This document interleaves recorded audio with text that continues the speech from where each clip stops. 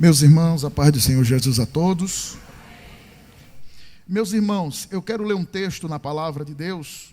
Tem uma palavra compacta, porém objetiva, que está no livro do tema das nossas festividades, Atos dos Apóstolos, capítulo 1, e o versículo de número 8. Os irmãos e as irmãs conhecem bem. Diz assim, Atos, capítulo 1, versículo 8. Mas recebereis poder ao descer sobre vós o Espírito Santo, e sereis minhas testemunhas, tanto em Jerusalém como em toda a Judeia e Samaria, e até os confins da terra.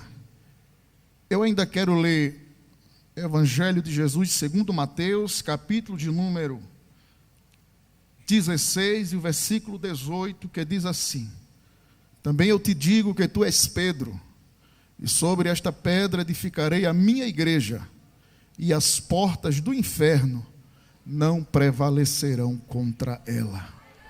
Glória a Deus. Que o Espírito Santo, nosso real intérprete, possa falar melhor do que eu nessa noite aos vossos corações. As nossas festividades, extraída aqui o tema deste livro, que alguns chamam de livro das missões modernas, e nós temos observado que desde o seu primeiro capítulo, quando Lucas faz esse comentário relembrando a Teófilo, sobre o que Jesus tinha feito depois que ele ressuscita, e passa cerca de 40 dias relembrando, confirmando aquilo que ele já tinha ensinado aos seus discípulos. E nesse contexto aqui ele vai fazer uma abordagem aos discípulos, porque Lucas diz que Jesus está reunido com eles ali, mas parece que eles ainda estão centrados naquela ideia de que Jesus seria um Messias político, guerreiro, e é tanto que ele faz a pergunta no versículo de número 6 do capítulo 1 de Atos, dizendo: Senhor, será este o tempo em que restaurarás tu o reino a Israel? Então a gente percebe ainda que eles, mesmo vendo Cristo ressurreto, ainda tem aquela ligação de que Jesus provavelmente vai empunhar uma espada e vai restaurar o reino a Israel, que vivia sob o jugo de Roma. E Jesus vai dizer a ele que não pertencia a ele saber essas estações, tempo que Deus tinha reservado para isso. Mas aí Jesus vai chamá-los a atenção para esta grande comissão, que é a comissão da expansão do Evangelho. Porque quando nós lemos o livro do Atos dos Apóstolos, que se fosse Atos do Espírito Santo não tinha nada de errado, porque desde o capítulo 2, aliás, desde o capítulo 1, o Senhor já faz menção da descida do Espírito Santo. Quando a gente olha aqui, a gente vê um tripé interessante que resume o livro de Atos no seguinte: subida, descida e expansão, A subida de Cristo, a descida do Espírito Santo e a expansão do Evangelho. Então Jesus, ele vai trazê-los a informação de que eles precisariam estar em Jerusalém, no QG, para receber o revestimento, a descida do Espírito Santo, que ele vai falar aqui de poder. Mas quando nós vamos analisar, estudar, pesquisar alguma coisa, a gente entende que Jesus está falando de um poder que é a palavra dunamis. E quando nós traduzimos ou traçamos um paralelo para a nossa língua, é dinamite. E aí a gente se questiona por que o Senhor usaria no grego esse texto, essa palavra dinamite, porque nós sabemos que é um artefato explosivo que serve para causar destruição. E a gente fica se indagando, eu me indaguei essa semana, por que Jesus usaria isso? Que os discípulos ficariam em Jerusalém para receber poder. Mas quando você vai para o grego observar, é dunamis, que tem a raiz da palavra dinamite. Dinamite serve para explosão. E aí o Espírito Santo me leva para Mateus, capítulo 16, e o versículo 18, quando Jesus tem uma conversa em particular com seus discípulos na Cesareia de Filipe, e ele está tentando, não sei, averiguar, aferir a sua popularidade acerca do que as pessoas dizem sobre si. E Jesus pergunta aos seus discípulos o seguinte: olha, o que é que as pessoas lá fora estão falando acerca de mim? O que eu represento, o que eu sou para eles? E uns começam a dizer: olha, Jesus, estão dizendo que o Senhor é Elias, outros dizem que o Senhor é Jeremias, outros dizem que o Senhor é João Batista ressurreto. Já tem aqueles que não têm uma opinião formada, mas sabem que o Senhor é alguém que foi enviado, o Senhor é um dos profetas. Aí Jesus entra com essa expressão particular: e vós, para vocês, quem é que eu sou? Vocês acham que eu sou quem? E uma pergunta até interessante, porque os discípulos sempre estavam com Jesus, viam eles fazer milagre, curar, fazer maravilhas, mas Jesus, vez por outra, resolvia testá-lo tete a tete. Aí Jesus lança a pergunta naquele colégio apostólico, que futuramente seria apostólico, até então era discípulos, e Jesus diz: e vocês, quem acha que eu sou? Aí logo ele, Pedro, o nosso Pedro, Prada, toma frente e diz: o Senhor é o Cristo,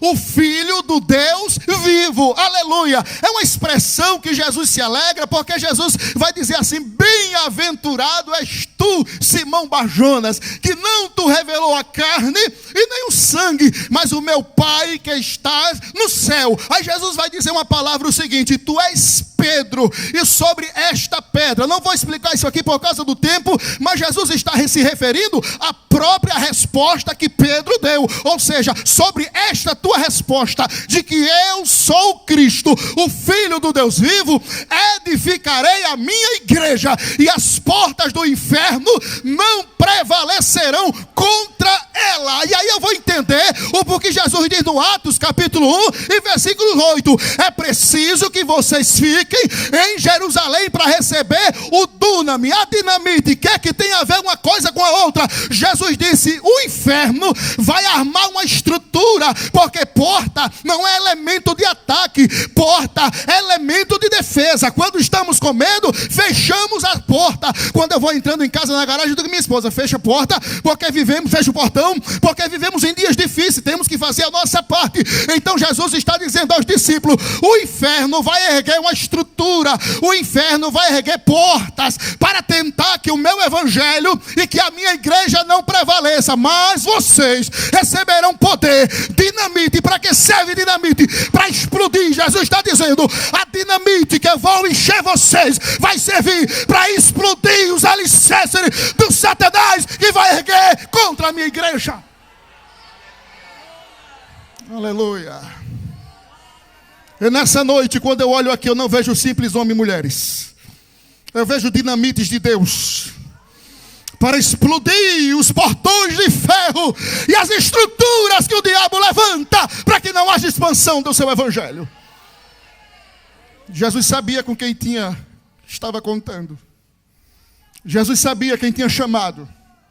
Homens que, do ponto de vista dos psiquiatras, não serviam estudando o comportamento. Diga-se de passagem, Pedro, impulsivo, não falava, não pensava para falar, pensava depois que tinha falado.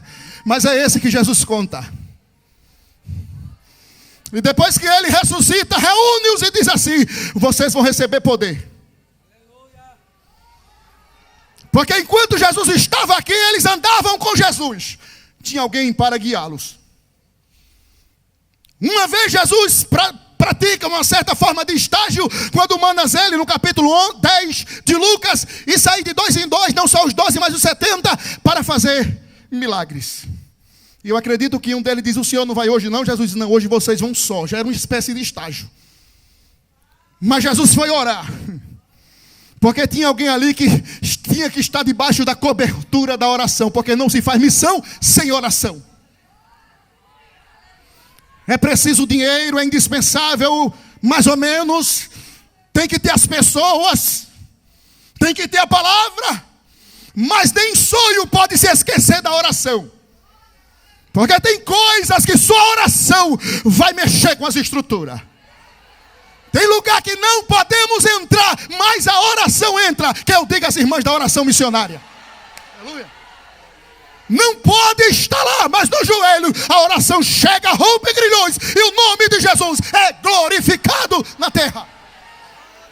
Aleluia. Dentre eles estava Pedro, impossível. E eles vão e praticam, que para mim foi um estágio. E voltam. Jesus, com relatório. Como foi? O Senhor perdeu. Em teu nome, até os demônios nos eram sujeitos. Em teu nome fizemos milagres e maravilhas que são diferentes. Jesus disse, estão alegres? Não é para estar, mestre. Vou te dar um motivo de maior alegria. Te alegra, porque o teu nome está escrito no livro da vida.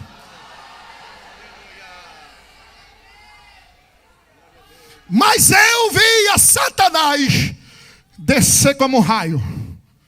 Mas eu estava orando. Aleluia. Jesus não foi, mas estava orando. Então por que Jesus vai dizer, vocês ainda não têm permissão legal para sair evangelizando? Mas o Senhor já não estagiou conosco? O Senhor não já ressuscitou? Mas quem conhece a estrutura da igreja é Ele, porque a igreja é dele. Quando Jesus diz a Pedro, edificarei a minha igreja, a igreja não estava formada ainda. Isso é uma profecia. Porque os irmãos sabem que a igreja foi fundada no Calvário e inaugurada no dia 2, no dia de Pentecostes, no capítulo 2 de Atos dos Apóstolos. Mas antes disso, Jesus vai dizer, fica em Jerusalém. Porque ninguém faz nada sem oração. Ninguém faz nada sem a presença de Deus na sua vida, porque a obra é de Deus. E quando eu analiso isso aqui, eu só me conscientizo de uma coisa: para fazer missões, é preciso orar, é preciso buscar a Deus, porque a força e o poder vêm dele. Conhecimento se pesquisa, se procura e se estuda. Mas unção e poder só através da oração e da consagração. Aleluia. O Senhor quer uma igreja, intelectualmente falando, de conhecimentos profundos. Mas Ele nunca abrirá mão da unção. Porque quando se ora, tem intimidade com Deus.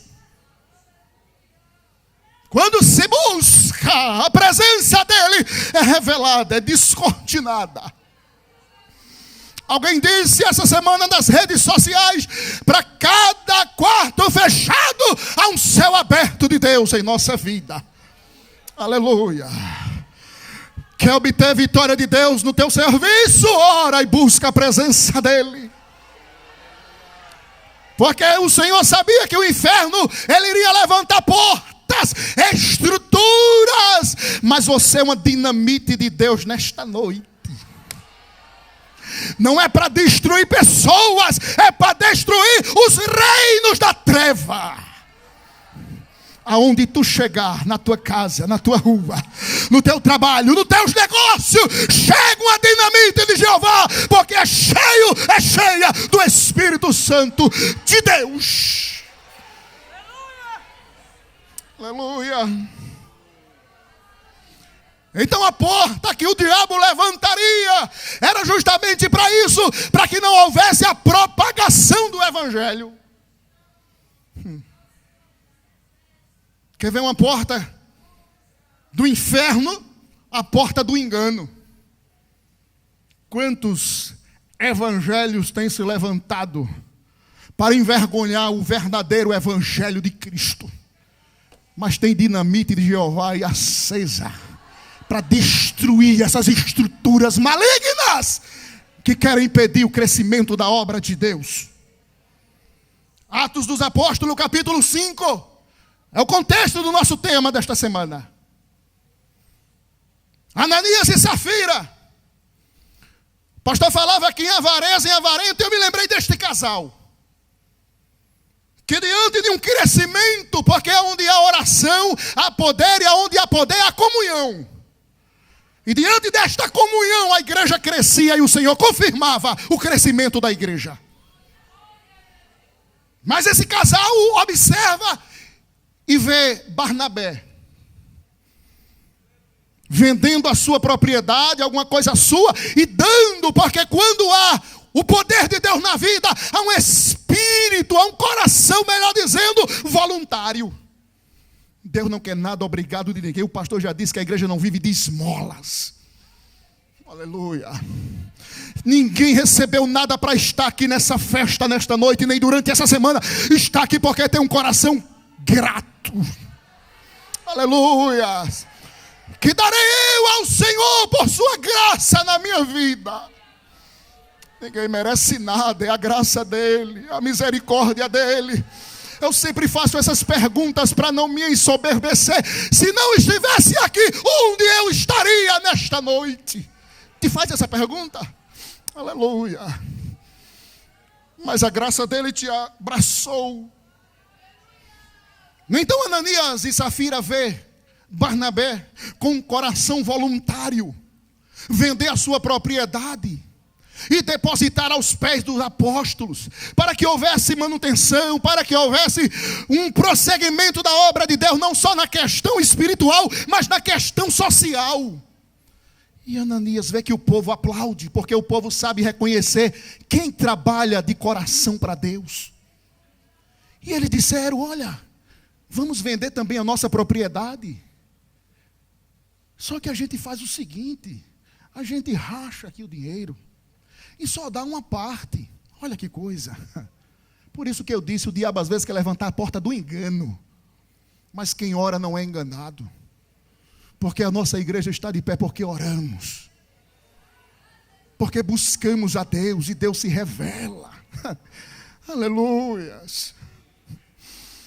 E quando eles acordam e vendem e chegam aos pés de Pedro e diz: está aqui, apóstolo, o dinheiro da nossa propriedade. Pedro olha para ele e faz: vendeu tudo? Sim. Que coragem de mentir para um homem de Deus cheio do Espírito Santo e que ora. Você vendeu tudo, Ananias? Vendi, Senhor. E Pedro diz: por que permitiste que Satanás enchesse o teu coração para pecares contra o Espírito de Deus? Você não mentiu para homens, você mentiu para Deus. Essa obra não é do homem, essa obra é de Deus. O homem está na liderança e devemos respeito às nossas lideranças, mas é o Deus que é o dono desta obra, por isso que ela está de pé. E ele cai morto. 3 horas depois chega a sua esposa, confirma a mentira, porque ali era um casal de avarentos e hipócrita. Avarentos porque amava a avareza, e hipócrita porque queria receber aplausos sem estar sendo verdadeiramente trabalhador na obra. Então uma das portas que o inferno levanta contra a igreja do Senhor é a porta do engano. Mas não se engane nessa noite. A palavra de Deus está sendo pregada aos nossos corações. Quem ora não é enganado. Quem ora não é pego de surpresa. Aleluias, porque nós temos esta fonte direta no nosso quarto, aonde estivermos, de falar com Ele e Ele ouvir a nossa oração. O diabo, ele não brinca em serviço. Por isso Jesus disse: ele vai levantar portas, mas não vão prevalecer. A igreja vai sempre marchar e vai sempre passar. Quer ver uma coisa? No livro de 1 Reis, capítulo 14, versículo 1. A história que confirma o que eu estou dizendo nessa noite, acerca de que não se faz a obra de Deus sem oração. Porque eu estou insistindo nesse tema, porque a nossa igreja é uma igreja missionária e só está de pé por causa das orações dos homens de Deus. Jeroboão chega para sua esposa e diz assim: mulher, vai na casa do profeta Aías e pergunta a ele sobre o nosso filho que está doente. Mas tu se disfarças. Olha só. Porta do engano que o diabo levanta para querer impedir a obra de Deus. Mas o segredo é orar, que o Senhor desnuda tudo, descortina tudo. E ela vai e ele diz: se disfarça. Ele já está velho, olha para aí que trama. Já está velho. Por conta da velhice, a visão já está sumindo. Só que eles esqueceram que Aías, ele estava cego da vista, mas a visão estava muito boa. Porque quem ora tem visão de Deus. Aleluia. E ela se disfarça e vai. Mas quem ora, Deus fala com ele. Oh, como eu gosto de dizer isso aqui. Aí, assim, Senhor, está vindo aí a mulher de Jeroboão. Ela vem disfarçada para tentar te enganar. Mas quando ela entrar, tu fala assim, assim, assim. E ela chega disfarçada, ele já está velho, está cego, não vai nem sonhar que sou eu. Mas Deus vê tudo. E quando ela entra, que pisa o pé na porta de entrada, o profeta que ela jurava que não ia conhecê-la por estar cego, grita: entra, mulher de Jeroboão, por que tu te disfarças assim para vir falar comigo? A igreja que ora não é enganada. Porque as portas do inferno não prevalecerão contra a igreja que ora. Porque aqui nesta noite, a dinamite de Jeová inflamada para explodir as estruturas do diabo que estão montando por aí por fora. Você é dinamite. Chega em casa nessa noite inflamada, inflamado, porque você é cheio do Espírito Santo de Deus. Aleluia! Aleluia! Quem ora não é enganado. É a porta do engano que o diabo levantaria, mas Jesus já estava dizendo: vai ter poder para explodir e não vai ficar de pé diante da minha igreja. Segunda porta que não prevalecerá contra a igreja do Senhor: a porta da perseguição. Atos dos Apóstolos, capítulo 12. Aleluia. E eu quero ler com vocês o versículo de número 5. Porque para ter poder tem que ter oração. Não esqueçam que eles desceram, o Espírito Santo desceu enquanto eles estavam reunidos, orando. E eu entendo que orar é sacrifício. Porque orar não dá status. Se for para orar feito o fariseu, até que dá, né? Chegar assim onde está todo mundo e gritar e falar. Agora entrar, como Jesus disse, num quarto fechado, onde só é você e Deus. Aleluia. Porque às vezes alguém quer aparecer, aí se dobra o corpo, mas a arrogância está de pé. A prepotência está de pé. A autossuficiência está de pé. E Deus nunca contou com essas pessoas. Por isso que o colégio apostólico dele foram homens que desafiavam qualquer mestre da sua época. Andar com esses homens, só Jesus. Aleluia. Mas uma das portas que não prevalecerá contra a igreja é a porta da perseguição. Atos dos Apóstolos, capítulo 12. Você percebe que quando Herodes Antipas primeiro pega Tiago e manda o matar, o povo gostou. Não queriam que a seita do Nazareno fosse difundida. Então ele disse assim, porque ele era político, ele queria o que o povo quisesse. Então ele gostou. Ele disse assim: pega Pedro também, são os líderes, né? Vai logo nos cabeças. E prendeu Pedro. E Pedro estava lá, num cárcere. Havia uma observação: cuidado, rei, que da primeira vez o senhor botou um número, uma escolta muito resumida. Quando procuraram, eles já estavam soltos. Capítulo 4 de Atos. Aí ele disse: deixa comigo, agora eu vou botar 16. Mas ninguém pode prender o que Deus libertou. Só que Pedro estava preso, mas a igreja estava orando incessantemente a Deus pela vida de Pedro. Por isso que eu disse, a oração não pode faltar no contexto missionário. Porque tem coisas que só a oração para resolver. Pedro estava dormindo, isso é intrigante, irmão. Quem consegue dormir sabendo que no outro dia vai ser morto? Mas quem ora tem paz da alma. Quem ora tem a mente de Cristo, a paz que excede a todo entendimento da paz. Nesta noite você vai sair daqui deste culto de adoração com paz na alma. Você vai dormir porque você vai orar. E aonde a oração é poder de Deus na nossa vida. Pedro está dormindo, e Pedro dormiu tanto que foi preciso um anjo bater nele e dizer: acorda, acorda, porque a igreja estava orando. Não é assim conosco. Alguém está do outro lado na missão transcultural, nas missões urbanas e até na nossa expansão, e tu estás aqui orando e alguém pensa em desistir lá, mas a tua oração vai lá e enche e consola e abraça, porque Deus honra quem tem intimidade com Ele neste negócio.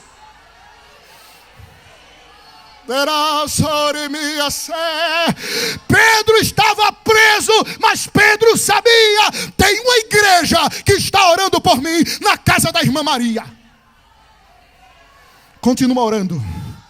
Continua orando nesta noite, igreja missionária, porque alguém que está preso vai ser solto. Aleluia, aleluia. Onde você não pode ir, Ele vai. Chegou alguém aqui nessa noite inquieto, porque alguém está preso, mas o Senhor está dizendo: busca a minha presença. Você não é minha missionária? Você não recebeu esse encargo? Porque a missão é um encargo que se recebe. Você não recebeu o encargo de orar, de interceder? O Senhor vai visitar alguém.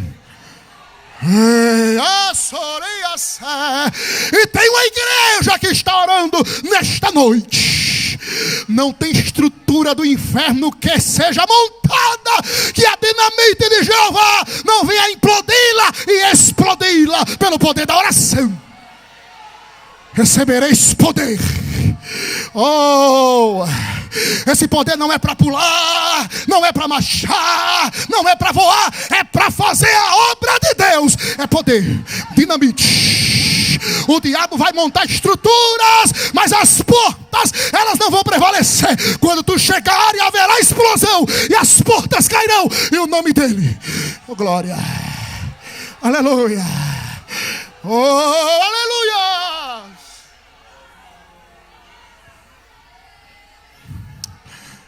Vai em paz nessa noite. Alá sobre mim, cante a sobre a. Receba paz nessa noite na alma e continua buscando a Ele, porque ainda tem poder. A torneira não foi fechada, não. Eu não quero nem dizer que ela vai ser aberta grande, vai quebrar o cano.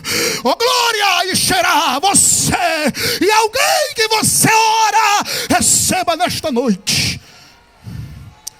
Abra sua boca e adore a Deus nesse lugar.